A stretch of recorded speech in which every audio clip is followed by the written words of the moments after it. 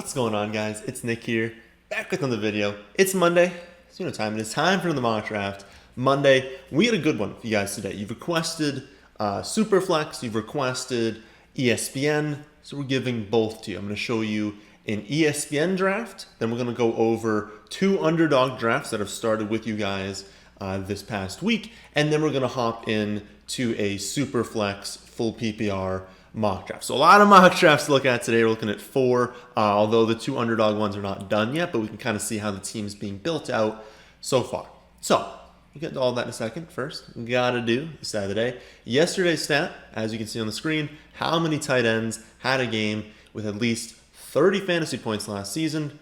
The answer is only 3. So something to consider, when we're doing these best ball drafts on Underdog is, yeah, we think we can capture ceiling with these wide receivers, right? There's a lot of wide receivers. I don't remember what the stat was, but there was a lot of wide receivers who had 30, 35 fantasy points in week last season. Guys that you wouldn't think are all that good have spiked weeks, right?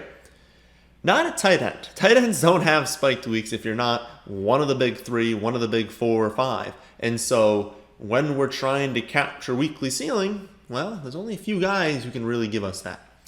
Today's stat. DeAndre Hopkins, Stephon Diggs, they both led the league in receiving yards through first 8 weeks last season. But who was third? Okay, so I have to do it this way for the ESPN draft because ESPN, I don't understand how hard it is for them to just make a tab, make something to where we can see the draft board at the end of it, but there's nothing. They give you that stupid pop-up that you can scroll through and see boxes of where your team was, but no, it's just bad. It's a bad setup on ESPN. They need to improve it. They got plenty of money. I don't know why they're not improving it, but I'll at least show you guys a little bit of a better setup here. So right here, as you can see, this is my team as far as what round people were taken in. And then of course 103 means the third pick in the first round. So this was from the third pick. 210 means 10 pick in the second round. So a 12-team league.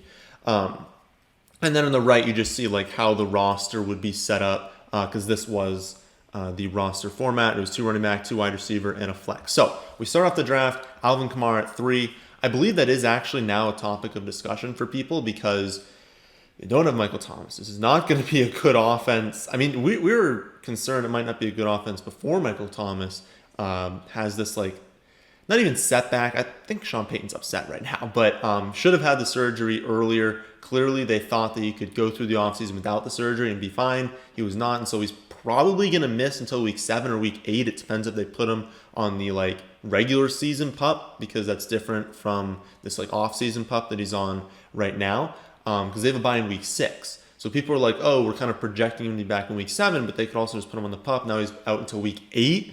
That's a long time to not really have any competent wide receivers. My take on that is, yeah, they're probably going to be bad, but let's be honest. They're going to this offseason, or they're going into the season. They went into the offseason, they obviously need to get Alvin Kamara featured, right? If they have no receiving threats, you better believe they're not going into week 1, 2, 3 with no Michael Thomas and not giving Alvin Kamara a ton of targets. So he's going to get a ton of targets. He's still going to be really good. My projections have him as pretty clearly the 3rd pick in full PPR, which is what this was. And so we take Kamara at 3. If you really don't want to, you could take Derrick Henry. It's just it's a PPR format, and so you're really missing out on those receptions. At the 210 pick, we take Darren Waller. On ESPN, Waller could have definitely been taken with the 3rd pick in the 3rd round. I just wanted to lock that up. I didn't see anyone. Actually, I was literally saying, do I take Carson or do I take Waller here? Because those are my 2 options. I ended up getting both of them. I don't really think there's much analysis there. You guys have seen me take Waller in the late 2nd, early 3rd round plenty of times. So we take Waller. We take Carson. I think that offense is going to be very good this season. I think that Carson is very clearly their best running back, and he's going to be good. And then I said, well, Mahomes is available in the 4th round, so why don't we take that? For some reason on ESPN, quarterbacks are downgraded. You can get quarterbacks really, really late, much later than you should be able to. You guys have not seen me take Mahomes on very many mock drafts. If any mock drafts this season, I usually go for Josh Allen, Kyler Murray, Dak Prescott, Lamar Jackson, guys like that. But those guys are going right after Patrick Mahomes in like the 5th round, and Mahomes goes at 410. Like, that doesn't make any sense. There still needs to be a gap between these guys, and so I thought that was a good pick. And basically what we did at that point is we locked up tight end, we locked up quarterback. We're going to use the next, 1, 2, 3, 4, 5, 6, 7, 8, 9, 10 picks to just load out on wide receivers and running back, take some high upside options. But we also have gone through 4 rounds without a wide receiver. And when you do this, obviously, like, you have to be weak somewhere. You're not going to be strong in every position. What I basically said was, okay, let's spend these next 4 picks at wide receiver. Let's just hammer out some wide receivers in the mid-round that we think have a lot of upside. We think are going to be really good this season. Maybe they don't all hit, but we're pretty sure we're going to hit on one of them, right? So we take Jamar Chase, we take Robbie Anderson, we take Devonta Smith in rounds 5 through 7. I think that Smith will end up being closer to a 5th round pick. Robbie Anderson probably goes in the 6th round. That's probably accurate. Jamar Chase will continue being a 5th round pick. Sorry if that sounded weird. I had to sneeze, and I don't want you guys to hear my sneeze. But yeah, I think these two are probably accurate, but I think Devonta Smith is going to rise into the 5th round when people realize that, like, Rager's just not the guy. Like, Devonta Smith is their clear number 1 wide receiver. He's going to get a ton of targets, all the targets he can handle. Like, he's going off this season. He'll be a 5th round pick, I believe. And if he's not, we got to target him everywhere. And then I was like, okay, we started off very strong at running back, but now we've abandoned it for 4 straight. Let's grab some running backs. Sermon, Carter, Connor. Guys that I'm not, like, over the moon about. Like, I think Sermon's going to be good, but I think Mostert's still there. I think Carter's going to be good, but I think he might get hyped into, like, the 7th round, and that might be too aggressive. I think Connor has, like, upside, but I am a believer in Chase Edmonds. But I didn't really see any other values. I would say, like, the picks that I don't love the most in this draft are James Conner in the 10th round.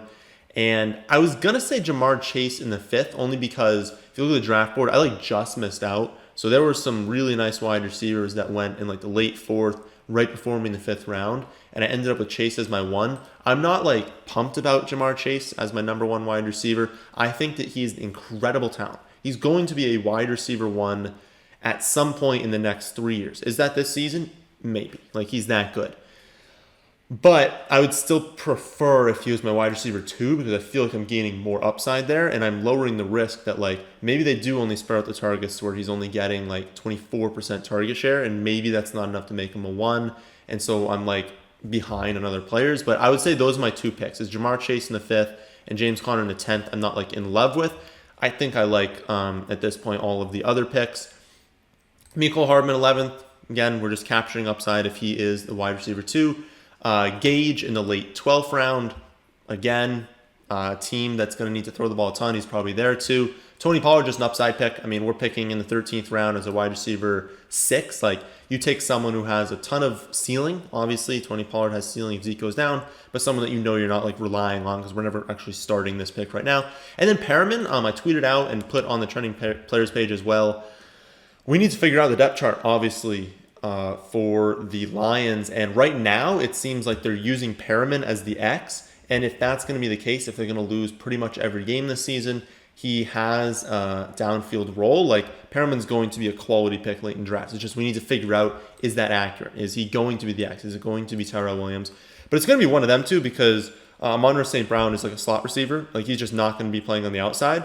And so it's going to be one of Perriman and Williams. We just got to figure out which one's going to be more valuable, and we should probably be targeting that player. And then we just end up, I took Lambeau because I noticed a glitch on the website, so it's a good thing I noticed that. I was only displaying the top, like, 5 kickers because of a sorting thing that I had.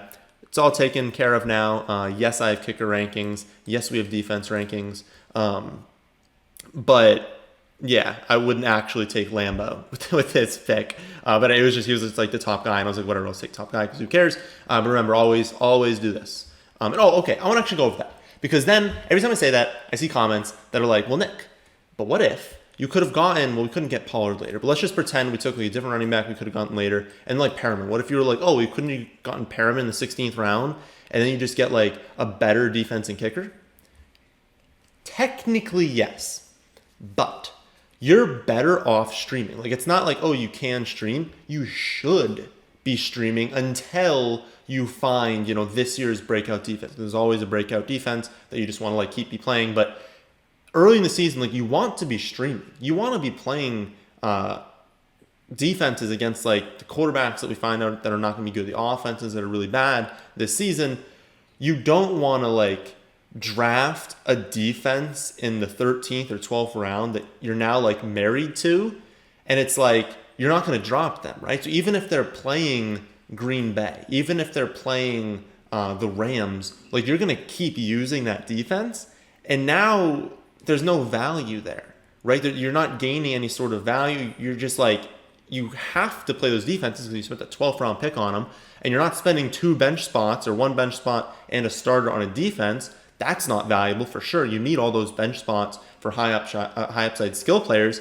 And so if you take defense early, you're actually hurting your team.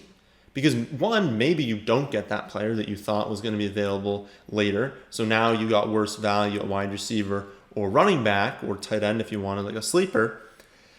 But you're also forced to keep playing that defense. And we've seen plenty of times, defense is not sticky year over year. Remember Seattle when they were dominant and then they just fell off a cliff.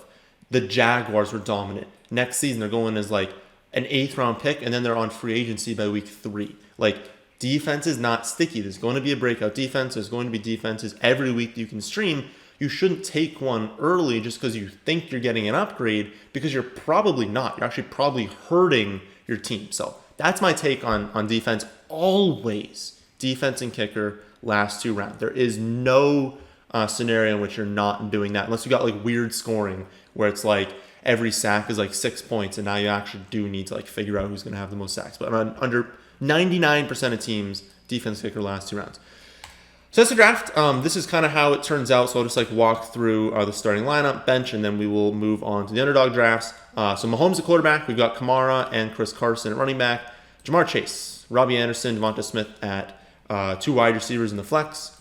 Darren Waller at tight end, defense kicker. And then our bench 4 running backs are Sermon, Carter, James Conner, and Tony Pollard, and then Mecole Hardman, Gage, and Perriman. Looking back, I'd say one thing I'd do differently though.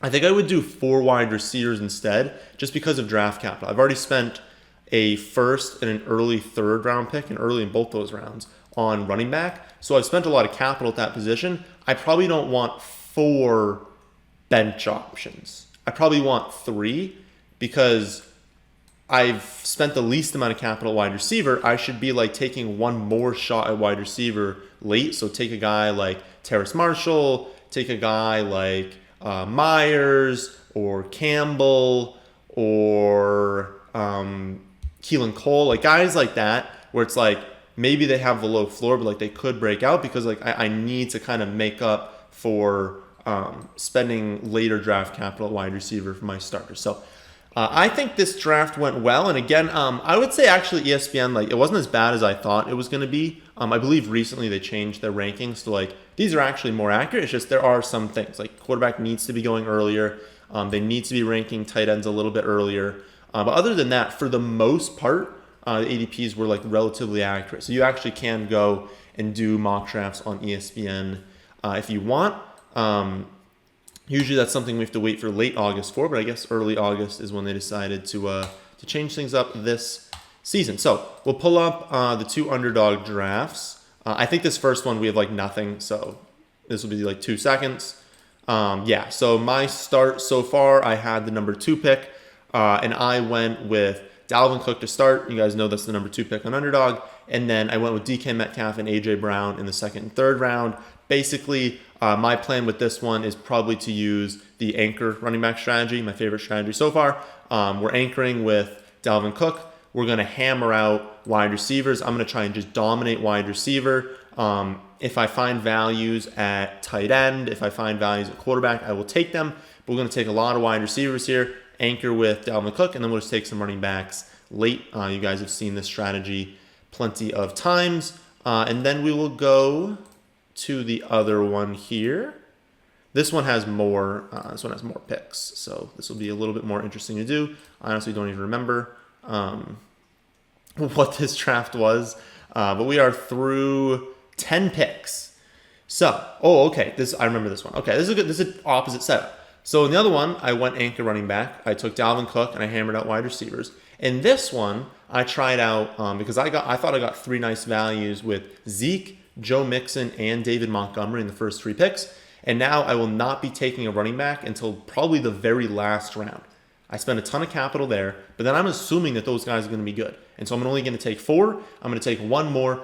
Probably for this setup, I'm going to take a high floor guy. So someone that is like a pass catching back that I think every week's going to get me like something. If Mixon and Montgomery get hurt, if some of these guys go on bye, like they miss a few weeks, I don't want to be taking a 0. So I just want like a fill-in, but like anyone I draft down here is unlikely to like surpass these guys in production. So just a high floor option last round. I'm going to spend all of these picks still getting more wide receivers really. So my wide receivers right now are Mike Evans, Odell, Tyler Boyd, and Mecole Hardman. That's obviously not enough. I went with upside. I thought that was a good value of Tyler Boyd. You guys know I like Mike Evans in the 4th round. I think that's a great pick. And then Odell was more upside. So I was going for like high weekly upside wide receivers. That's what I'm going to keep doing. I want dudes who could score 0, but who have like a 30-point ceiling because, like we said before, there are a ton of wide receivers who have a 30-point ceiling. And so I just want to capture a bunch of those. I think that'll make up for having less capital position. I did take Mark Andrews in the 5th. Usually I don't take Andrews, but I thought that was a nice value. And then I take Wilson in the 7th and Tom Brady in the 10th. So if I take another quarterback, which I'm not going to do, I don't think. If I took one, it would be the last round. But I don't think I'm going to do that. I wanted to pair Brady with Mike Evans. I think that's a really high upside stack because Evans could have a game with 115 3 touchdowns, and like that's a really nice correlation there. And then I thought Wilson in the 7th. I wanted Rodgers. He got taken 1 pick before me, but I thought Wilson in the 7th round, like mid 7th round, was a great value. My plan was to pair him with Eskridge, but now he's hurt, so I'm probably going to try and get Gerald Everett sometime late because I already have Andrew, so I don't really need a great tight end. I think getting Everett would be like a sneaky stack, so maybe he throws 2 touchdowns in a week to Everett, and that would be a nice stacking partner. So I think this team is working out well. Again, it looks like I'm thin at wide receiver, but we're going to use most of these picks at wide receiver. Maybe spend like 1 on Everett, 1 on the running back, but that's what, 1, 2, 3, 4, 5. I'm going to have 6 more wide receivers. So this team will have 10 of them, all high upside guys. We're just going to attack wide receiver with volume. So I don't know what's happening with the screen right now, if we're going to be completely honest. So we're probably going to need, okay. No, this one. Yeah, I don't know. That was a weird glitch. Like it wasn't showing up properly. I was going to say we might need to exit out of this and go into another one, but we don't need to. So we're going to do the SuperFlex draft. The 2 drafts I just showed you, I wish I remembered what the underdog was, but I did the ESPN from 3. One of the underdogs was 2, and the other was 7. I believe it was 7. So we're not going to do 2, 3, or 7, or anything that's within one of those. We'll do any other spot. So we'll randomize other spots. 9. There we go. First try. Ha! Last time it took us like 10 tries. So I already have it set up for SuperFlex. Right here is the SuperFlex spot. Again, if you don't know what SuperFlex is, it's one more flex spot that you can start anything in. So we have the normal 2 running back, 2 wide receiver, tight end, normal flex, 7 bench spots, defense, no kicker, 1 quarterback, and then you have 1 more spot where you could start anyone. Obviously, if you're trying to win, you probably want to make that your quarterback spot, like 2 quarterbacks. So it's effectively a 2 quarterback league. But in a 2 quarterback league, you have to start a quarterback. In this one, at least if you have both on bye, if you have one get hurt for like a week, if you have a horrible matchup, you still can start another position, and you're not going to lose if you do. Like if you start, high upside wide receiver in the super flex spot, you're behind in projection for sure. But if they score you like 15, 16 points, it's fine. Like you're not going to lose just because of that. So you can take a little bit more risk at quarterback because you have the possibility to not start one there. So yeah, I think everything's going to be normal. I don't think there's any lean in this. We're going to use a mixture of Fantasy Pros with the rankings for Yahoo, ESPN, and NFL because I think that'll encompass like the most holistic rankings for you guys. I have on my dual monitor over here the just make sure I'm displaying good. I'm displaying the right screen. I have our SuperFlex PPR rankings up again. I've added in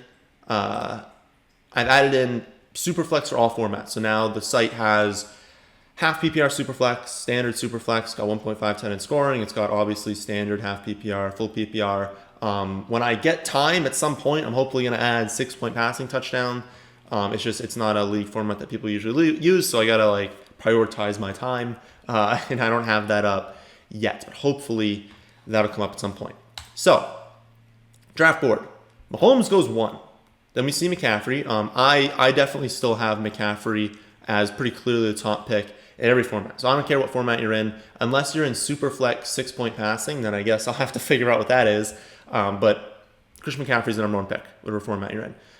So we see Mahomes, McCaffrey, Dalvin Cook, Josh Allen, Alvin Kamara, Lamar, Henry, and Jonathan Taylor. So don't think anything crazy has happened so far. That is earlier. I still do have quarterbacks going a little bit later than this. Kyler would be my next quarterback, but I don't have him projected until the 14th pick. So that would be right here. So if we could get Kyler at our next pick, I think we do that. But I don't think Kyler is a great value at 9. So we've seen all of my first 4 picks go, but Adams is still on the board. Zeke is still on the board, and Kelsey's still on the board. I don't see him on like the left here. Where do they have Kelsey ranked? 21? He'll go earlier than that because I think it's mixing in. Like ESPN, I know has him earlier, so I think he'll end up going earlier than that. So we'll hide everything. So basically, what I just said. Your option at this pick is Kyler, Zeke, and Adams. It's a full PPR league, so I feel like your lean kind of has to be Adams at 9 if you're not going to go for one of these quarterbacks. So we're going to do that and see how it turns out. I think that you could have made a case for Kelsey there. Remember, I did the video on who to pick at 5 in a non Superflex league. So it was Jonathan Taylor versus Adams versus Kelsey versus Aaron Jones. Basically came away with that saying we want the running back. But that was in half PPR scoring. So if you look on the video, it still said in full PPR, I believe Adams does beat out Jonathan Taylor in full PPR scoring. So it depends on your scoring format. I can't cover every single format in the video. If you go to standard, Adams is like last, I think, on the list. So you got to be cognizant of what format you're in. So after us, Barkley, Kyler does go, so we're not going to get him. Zeke, Eckler, Chubb, and Gibson. So still a ton of running backs off the board. That's kind of crazy. We've seen, is that 9 running backs because 10 is missing and 9 is here? I believe it's like 9 running backs. We've seen the top 4 quarterbacks go. If we don't take Dak here, we're not going to get Dak. We're probably not going to get Wilson.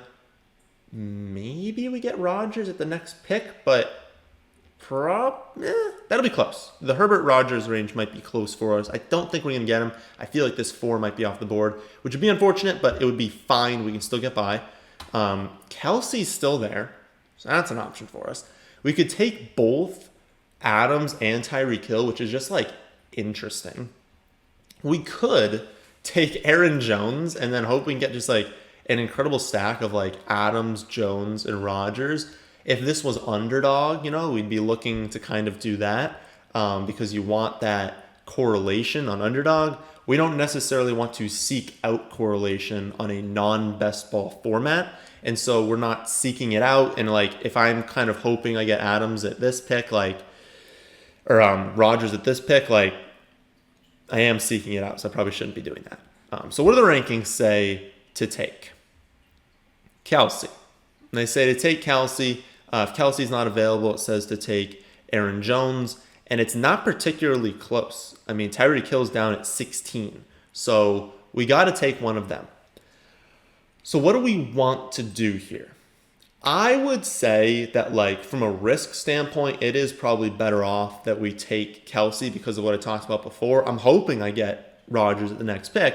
And I don't want to open up that possibility that like he does fall to us. And then we end up with like a 3-man stack to start off our draft, and like that bye week's going to be brutal. We don't end up getting it anyway, so it's a moot point, but like the bye week would be brutal. If Rodgers got hurt, our team just like loses basically. Like we don't want to open up that much risk in a season-long format like that. So put up the draft board here. Where does Rodgers go? I can't even see him. Oh wow, a lot of quarterbacks go. My goodness, I couldn't find the color for a second. Dak, Herbert, Rodgers, Wilson, Jalen Hurts, all off the board. Waller goes, so Kittle's still there. Tyreek Hill goes right after us. Diggs, Hopkins, A.J. Brown, Ridley, Keenan Allen, Jefferson go, and then Aaron Jones, Mixon, and Najee Harris go. So I still feel good about our team, but we're lacking a quarterback, obviously, right? But if you're lacking somewhere, you want to make sure that you're creating an advantage somewhere else. We have the best wide receiver. I don't think that's up for debate. Adams is the number one wide receiver this season. We have the best tight end. No one's going to debate you on that. So we're leading at 2 positions. And I kind of want to create more of an advantage. So how could we do that? Well, Metcalf. We're obviously not taking Kittle. I think at this point, if we took, so this is another thing, in SuperFlex leagues, whatever you decide, so you're at this late pick here, we decided that quarterback was not a value for us. Whatever you decide, you kind of got to stick with it. And I'm not saying like be like headstrong and stuff. I'm saying like if we decided quarterback wasn't a value and then we saw all these quarterbacks go off the board, if I take one here, I for sure have gotten the worst value at quarterback from everyone else. I mean, people in this round have gotten Rodgers and Wilson. Do I really want to take someone a few picks later that does have a significant drop-off in talent? I don't want to do that because now I'm allowing other people to grab the value at these other positions that they've been creating, right? They create value by taking a ton of quarterbacks early. I have to take that value. I can't take these next quarterbacks and then give them the value they've created because now they're just crushing me, right? They're just dominating me. I got to figure out what my advantage is. If I look at running back, I don't think that's my advantage right now. I don't think starting off with one of these backs as my running back one is really creating any sort of advantage. Yes, it would be nice to have one. I think we can get one in the next round if we don't go with quarterback there. But my advantage is clearly to take DK Metcalf and have 2 of what I believe could be like the top wide receiver. This could be the wide receiver 1 and 2. My not having a quarterback yet, like I got to make up for it. And I think that is fine. I think if I'm going into weeks with Adams and Metcalf, no one's beating me at wide receiver. That is awesome. And then Kelsey tight end, no one's beating me there. So that's what we want to be creating when we miss out on value quarterback. But we don't want to risk this too much. You know, we're playing with fire here. If we don't take a quarterback at this pick and we wait all these picks. Now, one thing I'll say is you've already got 2. Everyone else except for this guy already has 1. So it's at least less likely they take their second. It's still certainly possible, but at least it's less likely. So we could wait. But I think that's a very, very risky strategy because you guys have heard me say I love Tannehill, Stafford, Burrow. Love those guys. I don't love this range as much. Now, I think Trey Lance is a phenomenal pick. We will probably make that pick in this draft because even if he's not starting out, he's going to be a quarterback 1 when he plays. And all you got to do is make the playoffs. So even if Trey Lance doesn't start until week 8 or week 9, if you've made the playoffs and now you've got a later quarterback that I genuinely believe will be a top 10 quarterback, or at least a quarterback 1, when he starts, you're opening up upside later in the season, which is when you want to open up the upside. But I think we got to take a quarterback at this pick, and it's not going to be Trey Lance. I want to confirm, I have confirmed, it is Ryan Tannehill as my 10th quarterback, easily the top left on the board, ahead of Jalen Hurts. There have been some positive reports, and now it seems less likely, I guess, that Watson's going to be traded to them. It seems like Hurts can go back to being a quality pick, but I still think he's going like a little bit too early. I'm still a little bit hesitant until it's like confirmed he's their guy. I don't think it's worth the risk. Excuse me. So we're going to take Tannehill. Again, like Tannehill, A.J. Brown, he's got Julio Jones, he's got the King, Derrick Henry. He's going to be efficient. We know for sure that Ryan Tannehill's going to be efficient this season. He's going to add mobility with his legs a little bit. He's going to have some rushing touchdowns. He actually runs a few touchdowns in. Like he has been phenomenal on Tennessee. People do not give him the credit he deserves. He is a good quarterback, and so I think he's a great target this season. Next up, so we see Stafford, Burrow, and Ryan Tannehill all go. Again, we're always keeping this in mind. Where is quarterback at? Because we do not want to get into a position where like all these dudes are gone and our second quarterback is like Zach Wilson or Cam Newton or Jared Goff or Jimmy G. Like that's not a situation we want to be in. But we also need to understand what are people likely to do. 2 quarterbacks. So how many teams have 1 quarterback? Basically is what we want to count. 1, 2, 3, 4, 5, 6, 7, and then 1 team doesn't have a quarterback yet. So if we count off 7, 1, 2, 3, 4, 5, 6, 7, this is what's at risk of coming off the board in the very near future. Got to keep that in mind for sure. With that in mind, is there another position that we're lacking at running back? I guess is there a screaming value at running back? Oh, Carson, my goodness. So Carson's a huge value at running back. At wide receiver, no chance in the world we take that. We have locked in Adams and Metcalf. We are 100% confident in that.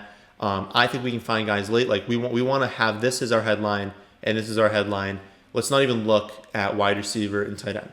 So our option now is to take Carson or take Trevor Lawrence. Those are very clearly the 2 guys. If we look, there are going to be 6 picks that go by between our next one. 2 of them by a player who does not currently have a quarterback. Okay. Also, every one of these guys already has 2 running backs. So, you don't have a wide receiver. You don't have a tight end. You don't have quarterbacks, but they all have running backs. So even though Carson's a value, do we think we risk it?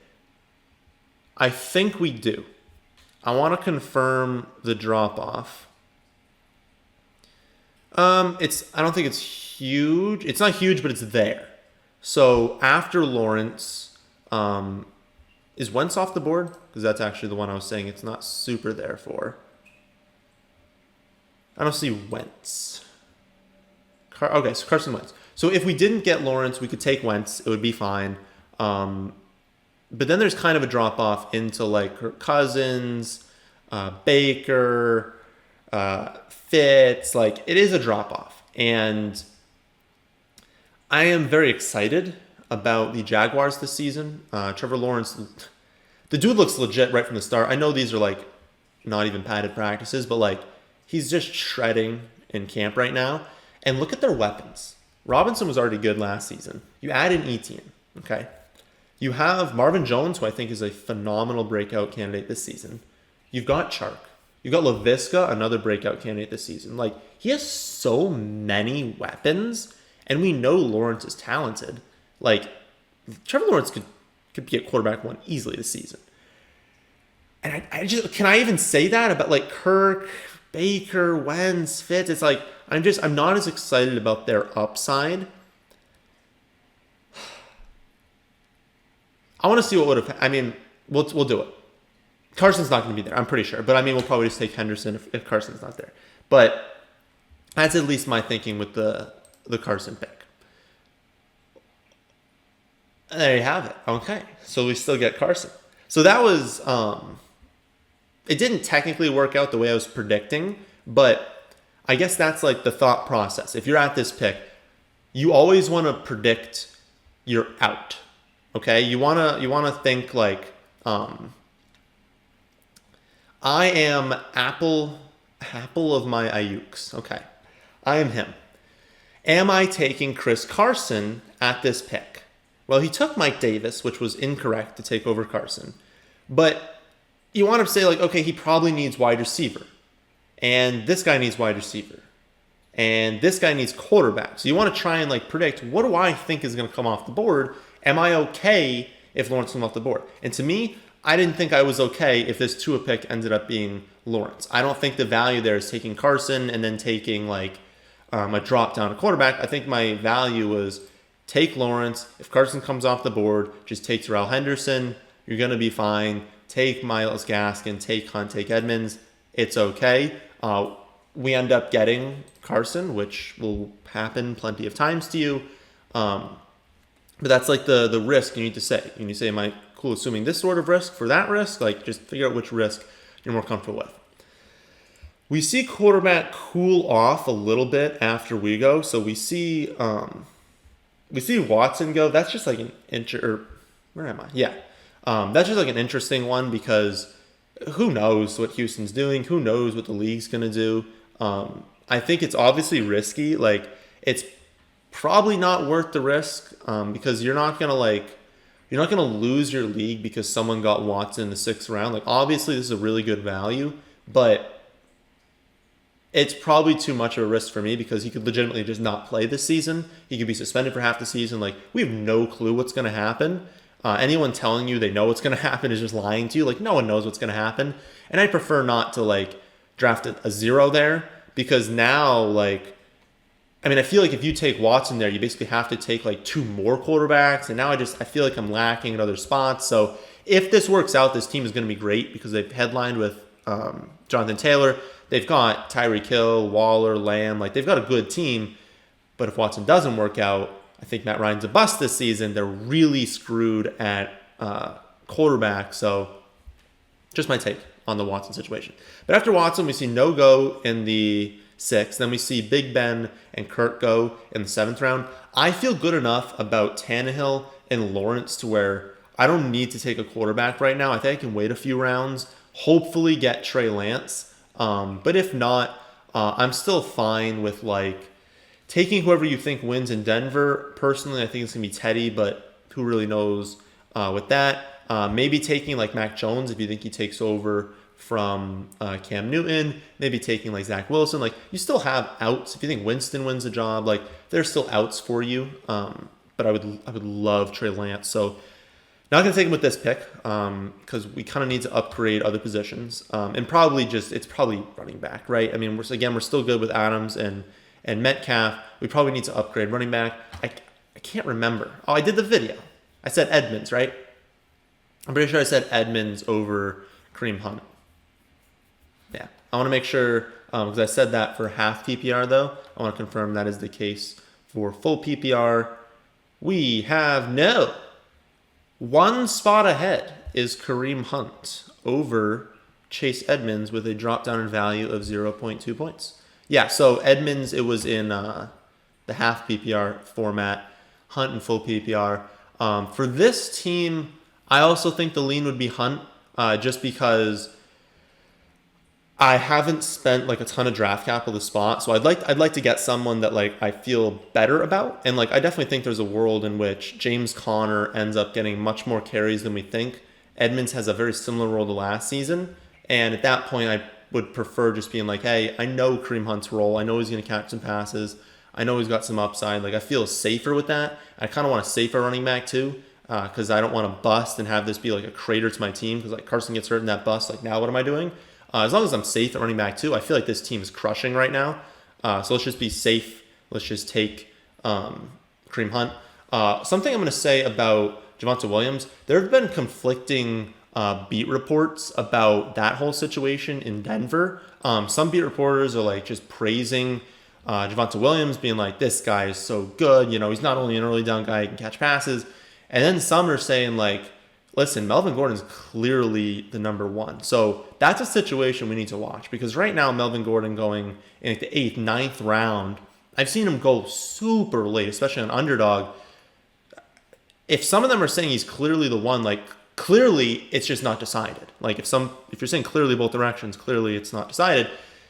And Melvin Gordon still has upside if he's going to be used on, like, half the snaps because that's what he's been doing anyways with Philip Lindsay there, and he's, like, more valuable than where he's going right now. So I think we've, like, cratered his ADP a little bit too much. So now what do we do? Again, we don't need a tight end. Tight ends are being a great value right now. We don't need a tight end. I don't think we need to attack wide receiver. I would say that Jerry Jeudy is the one that just jumps off the board to me right now. So maybe Jerry Jeudy's an option. We can take Edmonds. He's the next running back. Or we take, he's gone. So where did Lance come off the board? Right here, 7th round. Okay, that's unfortunate. But again, it's a super flex league. You don't need to start 2. So it's probably best for us to we'll take another quarterback, but it'll be super late since we didn't get Lance. So we won't go with quarterback. Yeah, it's Chase Edmonds or Jeudy. Which one's better for our team? Next round, we're probably looking at this range, which has options I like.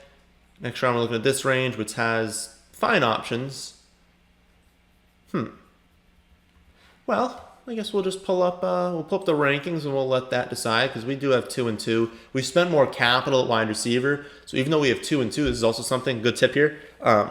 It's not necessarily how many do you have at each position; it's how much capital do you have at each position. So even though we're tied, 2 running backs, 2 wide receivers we still have more value in because we took them earlier. So like we're still lacking at running backs. So even though it's 2 and 2, it's like where did you pick those positions? But let's just see, which one. It's probably going to be, it's Chase Edmonds by a decent margin just because I value running backs higher. I wouldn't say a decent margin. 85 for Judy and where'd Chase go? 68. So this is exactly where I think Judy should come off the board, but this is much later than I think Edmonds should be off the board. So we'll take Edmonds. We will grab another running back. Now we feel a lot better about the running back position. That was our flex spot, but we're not necessarily going to use Edmonds there. I think Edmonds, I kind of want to learn his role early in the season instead of starting him right away. But we're on to the bench. We filled out the full starting lineup. We've got 7 bench spots. Again, now I feel like we're actually even at wide receiver. Having Edmonds, Hunt, Carson, and then Adams, Metcalf. Now I think we're even. Now we can kind of go with either direction. I don't think we take quarterback. I don't think the value at quarterback. I don't think there's really value in taking quarterback right now. Maybe we take one at the next pick, but I think we lock up. We lock up a player here. I'm not in love with any of these running backs right now. All the running backs I'd like are kind of off the board. So why don't we take our top wide receiver, which is Laviska. So we will take Laviska. Chenault, do we take a quarterback next? I guess if Wentz and Fitz are there, we consider it. Okay. Pull up the draft board here. A lot of wide receivers. My goodness. Guess it's a good thing we grabbed our wide receiver. So after we go, we see all 6 wide receivers. Pittman, Mooney, Landry, Gage, Brown, Gallup. Wow. That's pretty incredible. We have seen a huge section where no quarterbacks have been taken. Oh, it's probably, No, I think that'd be smart for us. I think that'd be smart for us to take our favorite between Wentz and Fitz. Just say, okay, we didn't get Lance. We don't need to be fighting everyone for these scrub quarterbacks. We take a quarterback here. Then we have defense in the last round. So we have 1, 2, 3, 4, 5 picks after that. Our 5 picks can be split. Yeah. I feel good enough about our starting roster where we can just secure the quarterback position. And again, this was a position that we waited on. We waited on quarterback for a decent amount of time. I'll pull up the draft board again here. We did not take a quarterback until the 4th round. Okay, I'm just going to wait to scroll until they're done. We waited to take until the 4th round.